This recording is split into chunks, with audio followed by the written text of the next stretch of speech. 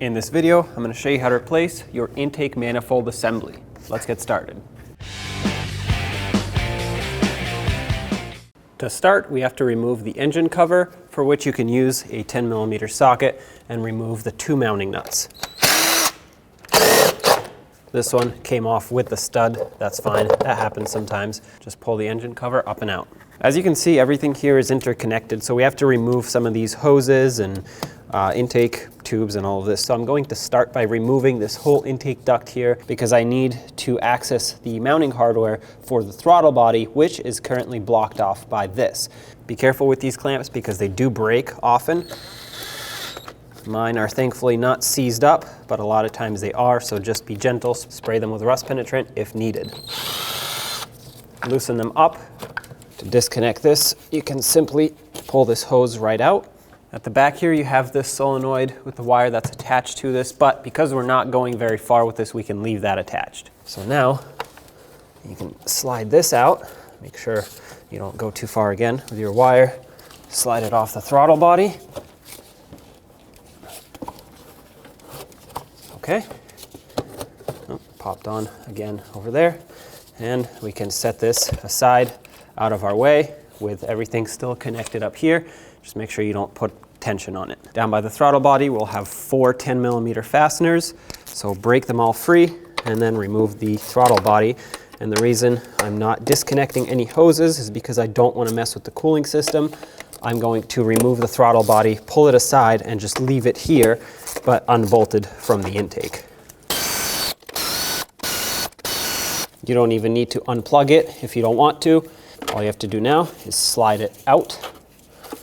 And there we go. We'll just leave it like this. From the intake, we actually have to remove these two studs, for which you need an inverted Torx socket. This is an E6 socket. If you don't have one, you can use locking pliers on the shank of the stud, not on the threads, and grip it and twist it that way. Just make sure you don't cause any serious damage to this. If you put some burrs on it, just make sure you sand it down nice and flat. But remove the studs because we'll need to transfer them to the new intake.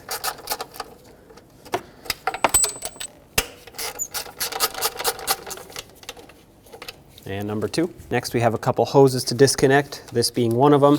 There's a clamp that you can pinch right here, and that releases the hose, so you can pull that aside. After you take that one out, that'll expose a second hose that you can get to a lot easier now. Pull this one out as well, and just set these out of your way over here. On the back of the intake, there's another hose, but I'm going to wait to disconnect that one because it'll be a lot easier to do it when we pull this away a little bit. If you look down from where the throttle body is, you'll see that there's a 12mm bolt, so let's remove this.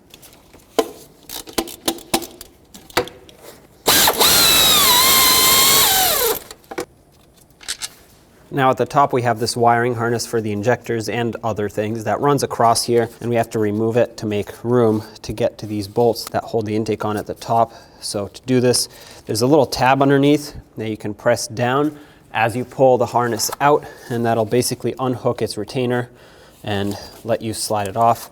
And I like to spin these retainers out of the way, that way they can't reconnect by themselves. Okay, so now with this out of the way, we can see the mounting bolts at the top a lot easier. They're all 12mm. There are 5 that we need to remove. I'm going to start from the outside and work my way towards the middle. I'm just going to break them free with my ratchet by hand, then I'll just run them out with my air ratchet. That'll be a lot faster. Over here you'll see that there are 2. You don't have to remove the bottom one, just the top one. The bottom one just holds that bracket on. These 2 right here are actually nuts, not bolts, and they go onto studs.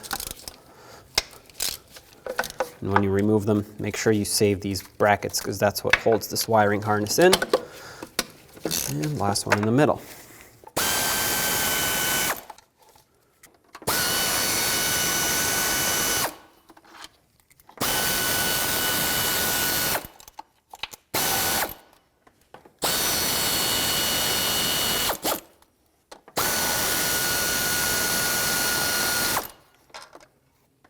And now we can pull this out. We can get to that hose at the back there now a lot easier. There it is right there. We'll grab some pliers Oh, I guess it's sliding off even with the clamp. The clamp must be weak. So I guess finish sliding it off, and we should be able to just remove the intake right up and out. Now I'm going to plug up these intake holes with some clean rags that I have. And this is going to allow me to clean this surface without the risk of something getting inside the engine. Obviously don't stuff them in a lot, flush with the outside of the hole, and this is just to prevent debris from getting in there. Now you want to take a razor blade. I recommend that as the best way to clean this surface, and I'm just going to start by removing all of this gunk buildup here, and then I'll go in with some brake parts cleaner and a clean rag and actually degrease this surface so that the new gaskets can have a nice surface to seal on. If you wanted to, you could remove these two studs with some inverted Torx, but it's not necessary. There's plenty of room to work around them. What you're really focusing on is just the ridge around every port. If it's dirty a little bit over here or over here, obviously clean it up, but it doesn't have to be perfect. This is the surface that matters. All right, so I'm done cleaning with my razor blade, and the reason I use the razor blade is because it's soft enough to not damage the surface. Don't use a screwdriver or a pry bar or anything like that. I'm gonna come in with a rag that has some brake parts cleaner on it and just wipe off this surface. Make sure it's nice and clean. Do several passes if you have to. Just try to avoid spraying the brake parts cleaner directly in there. That's not what you want. You don't want it to get inside the engine. All right, that's all cleaned up. We can remove our rags, very important. Don't leave these in here. And just to reiterate, don't try to clean inside here, regardless of how dirty it might be. There are ways to clean it, but spraying brake parts cleaner in there is not one of them. Take the new intake, slide it down. Pay attention to your gaskets, that they don't fall off or anything. And line it up with the two mounting studs at the top. Before you push it all the way in, let's put that hose back in the rear. It'll be easier to put on now as opposed to when it's bolted on. It's not going to be the easiest to see, but just try to get it clamped on there nice and tight. All right, make sure the clamp is seated and the hose is pressed on all the way. Now we can put back all the mounting bolts at the top. It does not matter what order you put them in, it just matters how you torque them down, which I'm going to tell you in a minute. But for now, let's just get them all started to make sure that they are all lined up. Don't forget to put the little brackets back. And while I'm at it, I'm going to put this lower one in. Okay, so now they're all started. Let's torque them down. 22 foot-pounds is going to be the torque for all of these fasteners, including that bottom one. I'm going to start from the center and work my way out. I'm going to leave that one at the bottom for last. I'm going to first bottom them all out, and then I'm going to go the full torque.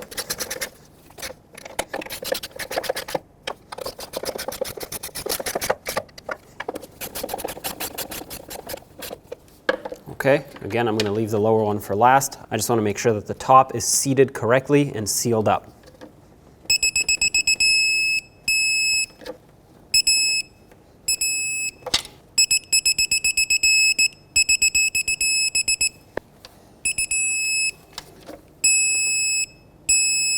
Now I'm just going to go across to make sure that they're all still tightened.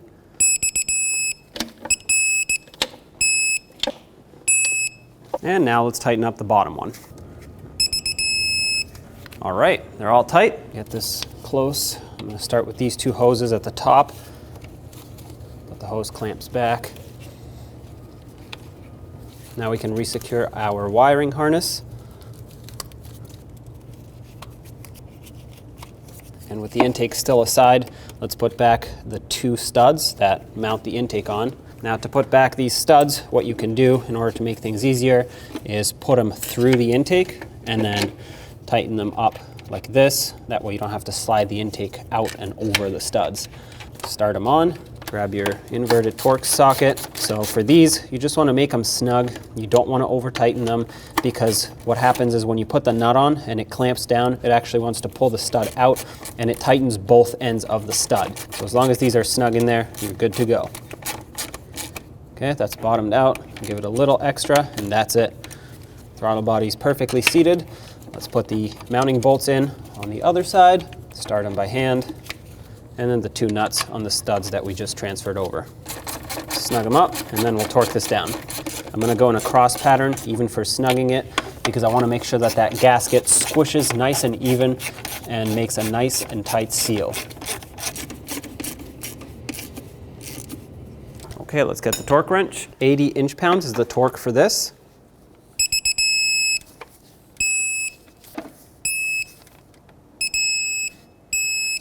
If you don't have a torque wrench that goes that low, just make them nice and snug with a ratchet, and that should be good, because these are very small and you don't want to over tighten them. All you want is to squish that rubber gasket in there and create a nice seal. Let's get the air intake duct back. I'm going to slide it over the air intake filter housing first, because it seemed that that was easier, and then it'll slide onto the throttle body.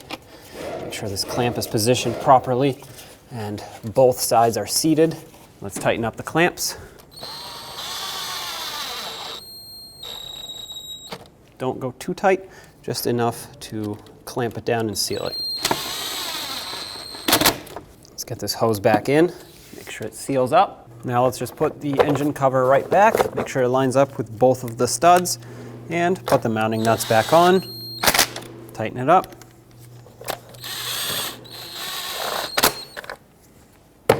There you go, take it for a road test. When only the best will do, demand TRQ. The only company that lets you view before you do. TRQ is committed to offering the highest quality aftermarket auto parts that are engineered for peace of mind. Thanks for using and viewing with TRQ.